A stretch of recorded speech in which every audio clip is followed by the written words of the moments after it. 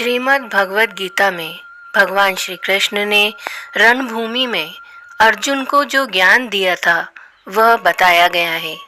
गीता में कुल 18 अध्याय हैं और उन सभी का अपना अपना अलग महत्व है। आज हम पहले अध्याय के बारे में जानेंगे।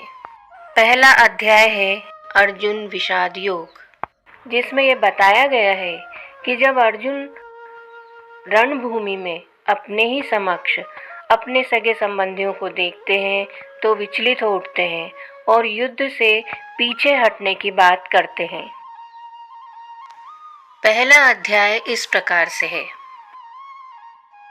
धृतराष्ट्र जी संजय से बोलते हैं, हे संजय, धर्मभूमि कुरुक्षेत्र में एकत्रित युद्ध की इच्छा वाले मेरे और पांडु के पुत्रों ने क्या किया। तब संजय बताते हैं कि दुर्योधन पांडवों की सेना को देखकर द्रोणाचार्य जी के पास जाते हैं और ये कहते हैं, हे आचार्य, आपके बुद्धिमान शिष्य द्रुपद पुत्र धृष्टद्युम्न द्वारा खड़ी की गई पांडु पुत्रों की इस बड़ी भारी सेना को देखिए।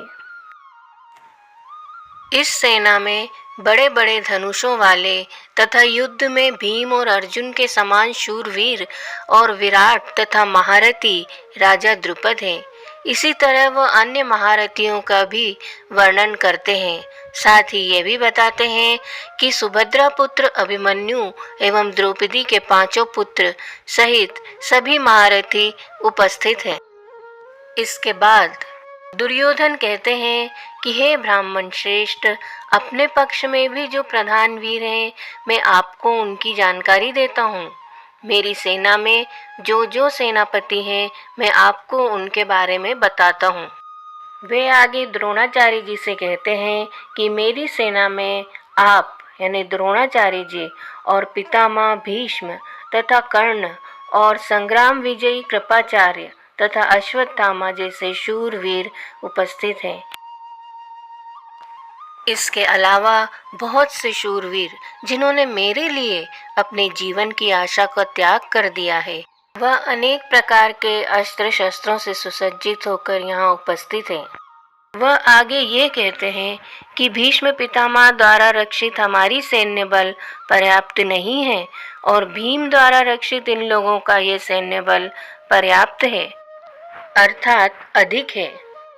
इसके बाद कौरवों में श्रेष्ठ प्रतापी पितामह भीष्म ने उच्च स्वर में सिंहनाद करते हुए शंख बजाया। उसके बाद शंख और नगाड़े, ढोल, मृदंग और नरसिंह आदि बाजे एक साथ ही बज उठे। इसके पश्चात सफेद घोड़ों वाले उत्तम रथ में बैठे हुए भगवान श्री कृष्ण और अर्जुन ने भी अलौकिक शंख बजाया। भगवान श्री कृष्ण ने पांचजन्य, अर्जुन ने देवदत्त और भीमसेन ने पौंड्र नामक महाशंख बजाया। कुंती पुत्र राजा युधिष्ठिर ने अनंत विजय और नकुल सहदेव ने सुघोष और मणिपुष्पक नाम के शंख बजाए। उस भयानक शब्द ने आकाश और पृथ्वी को भी गुंजाते हुए धृतराष्ट्र के पुत्रों के हृदय विदीर्ण कर दिए। इसके बाद संजय आगे बताते हुए कहते हैं कि अर्जुन धनुष को उठाते हुए भगवान श्री कृष्ण से ये कहते हैं, हे अच्युत, मेरे रथ को दोनों सेनाओं के बीच में खड़ा कीजिए, जब तक कि मैं युद्ध क्षेत्र में स्थित इन विपक्षी योद्धाओं का निरीक्षण न कर लूं कि इस युद्ध में मुझे किन किन के साथ युद्ध करना होगा। अर्जुन कहते हैं कि दुर्योधन का युद्ध में प्रिय चाहने वाले जो राजा युद्ध की इच्छा से इस सेना में आए हैं, मैं उनको देखना चाहता हूँ। इसके बाद संजय आगे बताते हैं कि अर्जुन के द्वारा इस प्रकार कहे जाने पर भगवान श्री कृष्ण ने दोनों सेनाओं के बीच उस रथ को खड़ा कर दिया और कहा, हे पार्थ, युद्ध के लिए एकत्रित हुए इन कौरवों, प्रमुख रूप से भीष्म पितामह और द्रोणाचार्य तथा संपूर्ण राजाओं को देखो। इसके बाद अर्जुन ने उन दोनों ही सेनाओं में उपस्थित पिता, पितामह, आचार्य, मामा, भाई, पुत्र, पौत्र, मित्र, ससुर और सुहृदयों को देखा। उन सभी को देखकर अर्जुन अत्यंत करुणायुक्त होकर शोक करते हुए बोले, हे कृष्ण, यहाँ मैं युद्ध के अभिलाषी स्वजनों को ही देखता हूँ। मेरे अंग शिथिल हो रहे हैं, मुख सूखा जा रहा है, मेरा शरीर काँप रहा है और रोए खड़े हो रहे हैं। मेरे हाथ से गांडीव धनुष गिर रहा है, मेरी त्वचा जल रही है, मैं खड़े रहने में भी असमर्थ हो रहा हूँ। मेरा मन भ्रमित सा हो रहा है कि युद्ध में मैं अपने स्वजनों को मारकर किसी प्रकार से भी कल्याण नहीं देखता हूँ। हे कृष्ण, मैं ना तो विजय चाहता हूँ और ना ही राज्य और सुखों को चाहता हूँ। हे गोविंद, हमें ऐसे राज्य, भोग और जीवन से क्या लाभ होगा? अर्जुन व्याकुल होकर कहते हैं, हे मधुसूदन, इनके द्वारा मुझे मारने पर भी या तीनों लोगों के राज्य के लिए भी मैं इन सबको नहीं मारना चाहता, फिर पृथ्वी के लिए क्यों मारूं? हे जनार्दन, धृतराष्ट्र के पुत्रों को मारकर हमें क्या प्रसन्नता होगी? इन आतताइयों को मारकर तो हमें पाप ही लगेगा।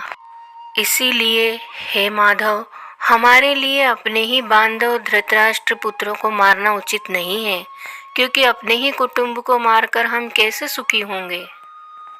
वे कहते हैं कि यद्यपि लोभ से भ्रष्ट हुए ये लोग कुल के नाश से उत्पन्न दोष को और मित्रों से विरोध में पाप को नहीं देखते हैं, तो भी हे जनार्दन, कुल के नाश से उत्पन्न दोष को जानने वाले हम लोगों को इस पाप से बचने के लिए प्रयत्न करना चाहिए।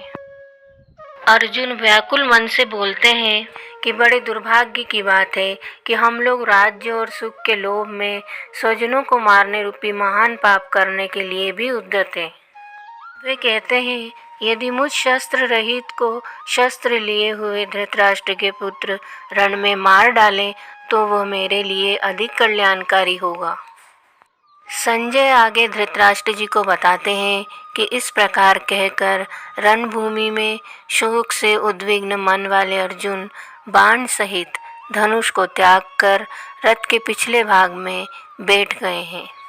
इस तरह प्रथम अध्याय में शोक करते हुए अर्जुन युद्ध न करने की बात कहते हैं।